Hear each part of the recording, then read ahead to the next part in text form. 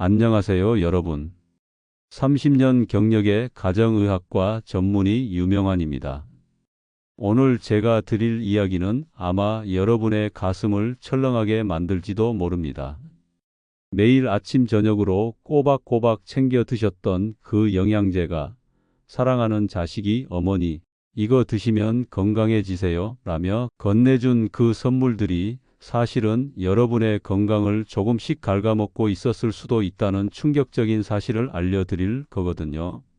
얼마 전 78세 이영수 할아버지께서 제 진료실을 찾아오셨습니다. 할아버지께서는 평생을 건강하게 살아오셨는데 최근 몇 년 사이 이유 없이 몸이 붓고 숨이 차고 심장이 두근거리는 증상에 시달리셨다고 해요. 온갖 정밀 검사를 해봤지만 특별한 원인을 찾지 못했습니다. 그런데 할아버지께서 드시는 영양제 목록을 보고 저는 소스라치게 놀랐습니다. 좋은 영양제들을 많이 드시고 계셨지만 그 중에는 70세가 넘은 몸에는 절대 들어와서는 안 되는 성분이 고용량으로 포함되어 있었던 겁니다. 할아버지는 며느리가 선물해준 영양제라며 혹시나 섭섭해할까봐 매일 빼먹지 않고 드셨다고 해요. 건강을 지키려는 그 순수한 마음이 오히려 당신의 몸을 해치고 있었던 겁니다. 저는 할아버지께 영양제 복용을 즉시 중단하라고 말씀드렸습니다. 3개월 후 다시 오신 할아버지는 밝은 표정으로 이렇게 말씀하셨습니다. 의사 선생님, 정말 신기하네요. 영양제를 끊었더니 몸이 훨씬 가벼워졌고 숨도 덜 차고 이제 손주와 뛰어놀 수도 있게 됐습니다. 여러분, 영양제는 만병통치약이 아닙니다. 약이 아니지만 약처럼 독이 될 수도 있는 양날의 검입니다. 특히 노년층은 몸의 기능이 젊을 때와 달라서 특정 영양제 성분에 더 취약해질 수밖에 없습니다.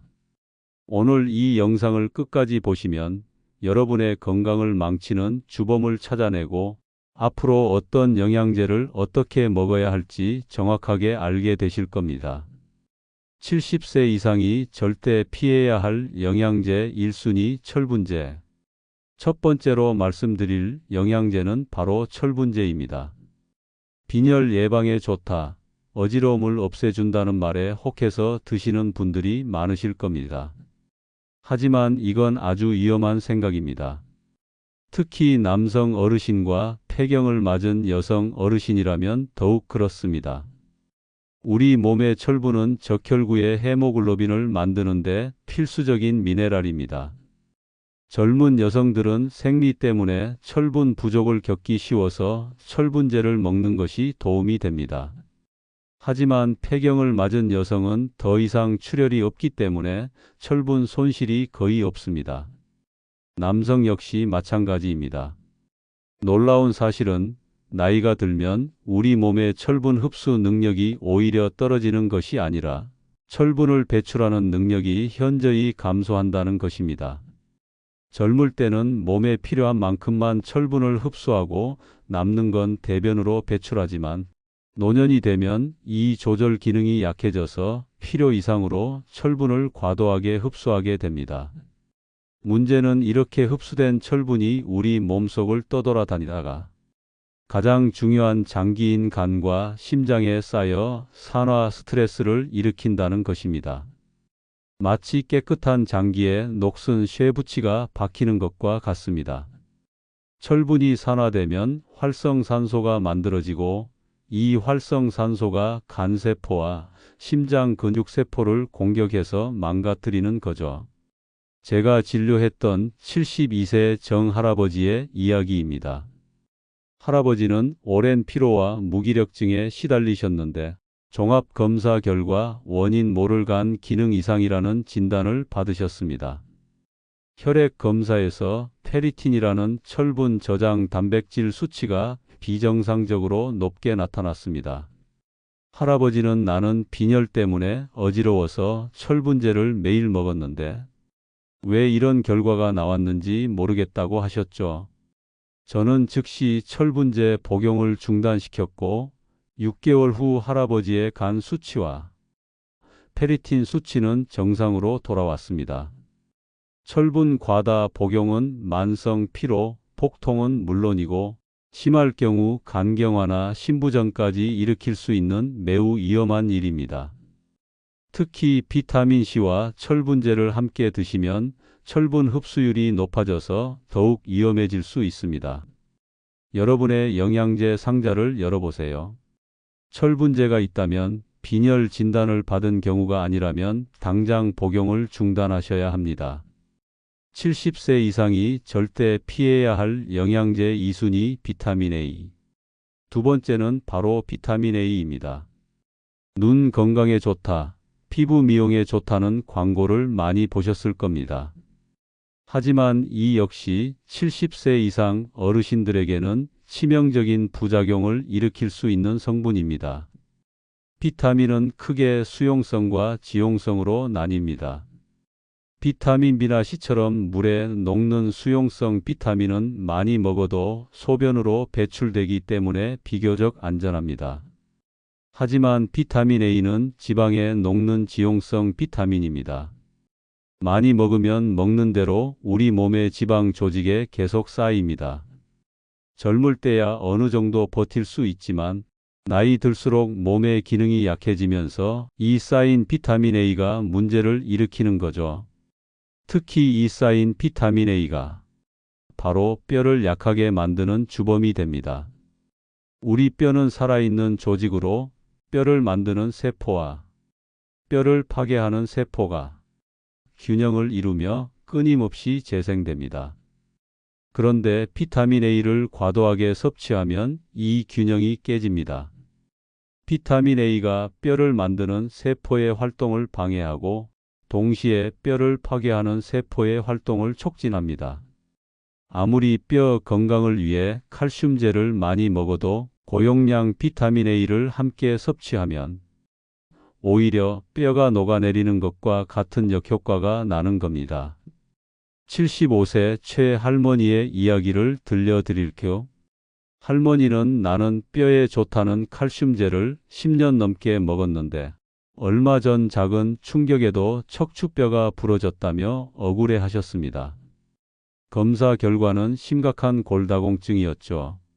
제가 할머니가 드시는 영양제를 보니 고용량 비타민 A가 함유된 복합 영양제를 드시고 계셨습니다.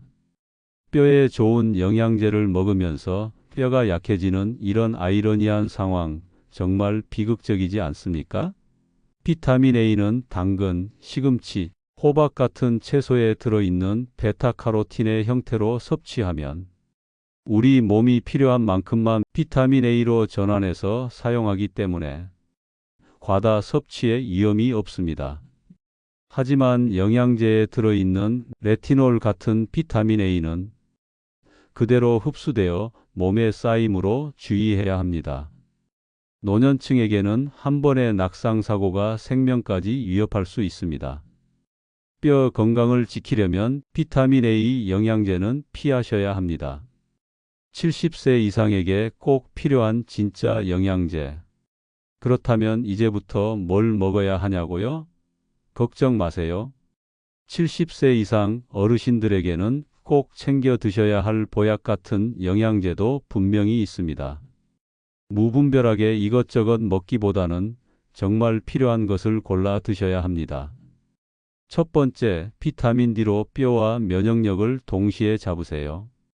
비타민 D는 햇볕을 쬐면 우리 몸에서 자연스럽게 만들어지는 비타민입니다. 하지만 나이가 들수록 피부에서 비타민 D를 만드는 능력이 절반 이하로 떨어지고 야외 활동도 줄어들기 때문에 대부분의 노년층은 비타민 D가 부족합니다. 비타민 D는 뼈 건강에 필수적인 칼슘의 흡수를 돕고 우리 몸의 면역력을 강화하는 데도 중요한 역할을 합니다. 비타민 D가 부족하면 우울증, 근력 약화, 심지어 치매 위험도 높아진다는 연구 결과도 있습니다. 하루 20분 정도 햇볕 아래 가볍게 산책하는 것이 좋지만 부족하다면 영양제로 보충하는 것이 효과적입니다. 두 번째, 칼슘으로 무너지는 뼈대를 다시 세워줍시다. 골다공증은 노년층의 삶의 질을 위협하는 가장 큰 문제입니다. 뼈는 한번 약해지면 다시 되돌리기 어렵기 때문에 미리 관리하는 것이 중요합니다. 칼슘은 뼈의 주성분으로 나이가 들수록 체내 흡수율이 낮아집니다. 비타민 D와 함께 섭취하면 흡수율을 더욱 높일 수 있으니 두 가지를 함께 챙기시는 것을 권장합니다. 칼슘 영양제를 고르실 때는 구연산 칼슘처럼 흡수율이 좋은 제품을 선택하시는 것이 좋습니다. 세 번째로 오메가3로 맑은 정신과 깨끗한 혈관을 지켜줍니다. 오메가3는 혈관 건강에 매우 중요한 영양제입니다. 나이가 들면 혈관에 노폐물이 쌓여 혈액이 끈적해지기 쉽습니다. 오메가3는 혈액순환을 원활하게 하고 혈관을 깨끗하게 청소하는 역할을 합니다. 꾸준히 드시면 심근경색이나 뇌졸중 같은 심혈관계 질환 예방에 큰 도움이 됩니다. 또한 뇌 세포막을 구성하는 중요한 성분이어서 치매 예방에도 효과적입니다. 네 번째로 장 건강이 당신의 전신 건강입니다. 70세 이상 어르신들은 장 기능이 약해져 변비나 소화 불량을 겪는 분들이 많습니다. 장에는 우리 몸의 면역 세포 70%가 살고 있습니다. 장이 건강해야 면역력이 높아지고 행복 호르몬인 세로토닌도 잘 만들어집니다. 프로바이오틱스는 장 속의 유익균을 늘려줘서 면역력 강화, 소화 기능 개선, 변비 예방에 큰 도움을 줍니다. 요거트나 김치 같은 발효 식품을 드시는 것도 좋지만 충분한 양의 유익균을 섭취하기 위해서는 영양제로 보충하는 것이 효과적입니다. 영양제 섭취의 황금률 이렇게 드세요. 영양제는 올바른 방법으로 섭취하는 것이 중요합니다. 제가 수많은 어르신들을 진료하며 깨달은 황금률을 알려드리겠습니다. 첫 번째, 고용량은 독이다. 영양제는 많을수록 좋다는 생각은 버리셔야 합니다. 특히 철분제나 비타민 A처럼 몸에 쌓이는 성분은 고용량을 장기 복용하면 치명적인 부작용을 일으킬 수 있습니다. 영양제 포장지에 적힌 일일 권장량을 꼭 확인하시고 절대로 그 이상을 드시지 마세요. 두 번째, 복합 영양제를 시중에는 여러 성분을 한 번에 넣은 복합 영양제가 많습니다. 얼핏 보면 편리하고 좋아 보이지만 사실은 과다 섭취의 원인이 될 수 있습니다. 한 영양제에 고용량 비타민 A가 들어있는데 다른 영양제에도 또 비타민 A가 들어있다면 자신도 모르는 사이에 비타민 A 중독에 빠질 수 있습니다. 꼭 필요한 영양제만 따로 챙겨 드시는 것이 좋습니다. 세 번째, 식사 후에 드시는 습관을 들이세요. 비타민 D, 칼슘, 오메가3 등은 식사 후에 드시는 것이 흡수율이 높습니다. 특히 위가 약한 분들은 빈속에 영양제를 드시면 속쓰림을 느낄 수 있습니다. 아침 식사 후, 저녁 식사 후처럼 시간을 정해두고 챙겨 드시면 빼먹지 않고 건강하게 영양제를 섭취할 수 있습니다.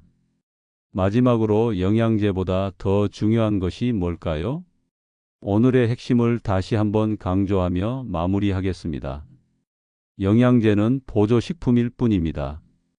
영양제에만 의존해서는 절대 건강한 삶을 유지할 수 없습니다.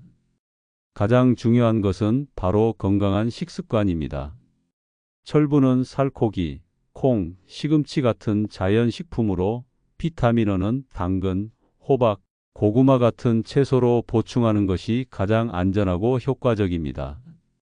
매일 영양제를 챙겨 드시는 그 정성으로 밥상에 신선한 채소와 단백질을 올리는 습관을 들이시는 것이 훨씬 중요합니다. 70세가 넘으면 몸이 예전 같지 않습니다. 영양제의 부작용에 더 취약해지고 몸의 변화도 더 빠르게 나타납니다. 영양제에 대한 맹신을 버리고 내 몸에 정말 필요한 것이 무엇인지 꼼꼼히 따져보는 지혜가 필요합니다. 오늘 이 영상이 여러분의 영양제 섭취 습관을 돌아보는 중요한 계기가 되길 바랍니다. 지금 바로 여러분의 영양제 상자를 확인하고 필요 없는 것은 과감히 버리세요. 그리고 그 자리에 신선한 과일과 채소를 채워 넣으세요. 여러분의 건강한 노후는 바로 그 작은 변화에서 시작됩니다. 오늘 내용이 도움이 되셨다면 좋아요와 구독 버튼을 꼭 눌러주세요. 그리고 주변에 이 정보가 필요한 어르신분들이 계시다면 이 영상을 꼭 공유해 주세요. 모두가 건강한 노후를 보낼 수 있도록 함께 도와주세요. 감사합니다.